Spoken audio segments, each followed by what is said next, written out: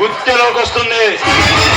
నీళ్ళని బచ్చగడి పేరు వింటేనే గుండె చాచుకునేంత బలీడు కాదురా ఈ బల్లారి. ఈ వండలని తలకిందులుగా చేసి జాతకుడు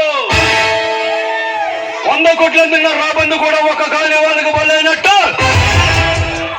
నువ్వు చేసే దౌర్జన్యాలు దోపిడీలకు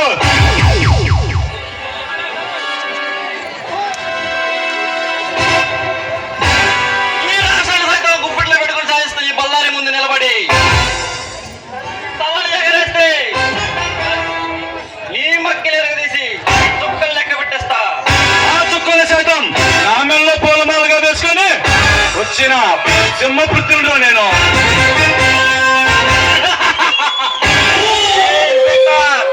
నాతో రంగానికి కావాలి దూతను ఇంటి దగ్గర చెప్పే వచ్చావా? ఈ రోజుతో నీ చావు అంతమైపోతుంది. నా చరిత్ర అంతం చేయడానికి మీ దగ్గరున్న బలం బలగం సరిపోదుబే. నీతి అనే తల్లిపాలు తాగి నిజాన్ని అనే తండ్రి ఒళ్ళ పెరిగిన పల్లాడి పెట్టాను నేను. ముందుస్తానని ఇంటి దగ్గర అని మరి చెప్పే వచ్చా. నిన్ను చూసి నీ పొగరు చూస్తుంటే అన్నటి బాధ్యతను చూసినట్టుందిరా. కానీ ఈ రోజుతో నీ చరిత్ర ముగిసిపోతుంది. నువ్వేదో మనుషుల తలరాతలు మార్చి భగవంతుల్లా పలుకులు పలకకు. ఉన్నవారి నుండి గుంటూరు దాకా ఎందరో కరుడు కట్టిన పోలీసు గళ్ళు అన్ను మట్టు పెట్టాలని ఆశపడి అడ్రస్ రాకుండా పోయారు. నీ గది కూడా అంతే.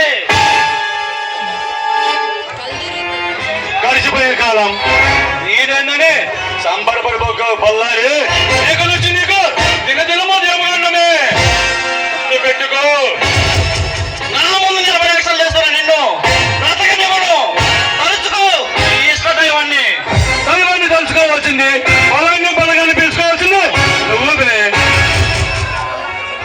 ఈ సర్దార్ దెబ్బతిని నువ్వు కొన్ని ఏళ్ళ పాటు కోమాలోకి వెళ్ళిపోతావు. నాకు వార్నింగ్ ఇచ్చి ప్రాణంతో బతికినవాడు ఈ ఉండవల్లోనే లేడురా.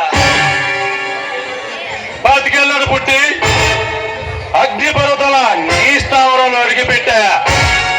నిన్ను నిశ్వాసను ఖండించడానికి వజ్రాయుధంలో నీ ముందుకు వచ్చా. నీకు తమ్ము ధైర్యం ఉంటే నన్ను పడగొట్టు చూడు. ఏ సర్దార్, నా ముందు నిలబడి నన్ను రెచ్చగొట్టకు. ఘోరంగా దెబ్బతిని శవంగా కాటికి పోతావు. అరే పల్లారి, ఈ సీమల బతకాలంటే పద్ధతిగా బతుకు. కాదు జనాన్ని తొక్కేస్తా ఊరి మీదకి ఎక్కేస్తా అని తలకాయ ఎగరేస్తే తలకాయ కోస్తా.